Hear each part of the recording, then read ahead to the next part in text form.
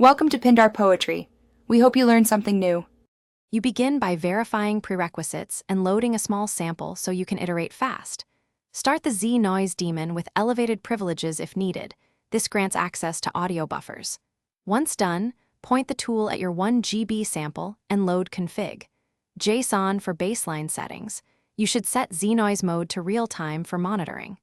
This immediate action gets you into the workflow quickly and prevents wasted setup time, so you can modify parameters and observe effects right away.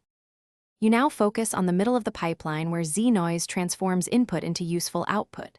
First, lower the noise floor, set NF0. 5 to reduce false positives. Then choose the algorithm. Spectral performs best on steady hums, temporal catches intermittent spikes, and hybrid blends both. Once chosen, enable adaptive gain with AG3 so the system tracks level changes. Make sure to monitor the diagnostic stream. It shows spectrum and event markers, so you know why the tool made each decision. You finish by exporting results and locking validated settings to avoid later drift. Export with export format CSV for logs or WAV for audio review, then run a final verification pass. Once satisfied, apply freeze to persist parameters.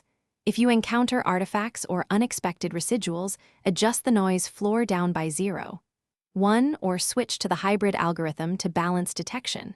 If problems persist, rerun diagnostics and compare before and after spectra so you can pinpoint and resolve the root cause. Thanks for watching. Consider subscribing if we helped you.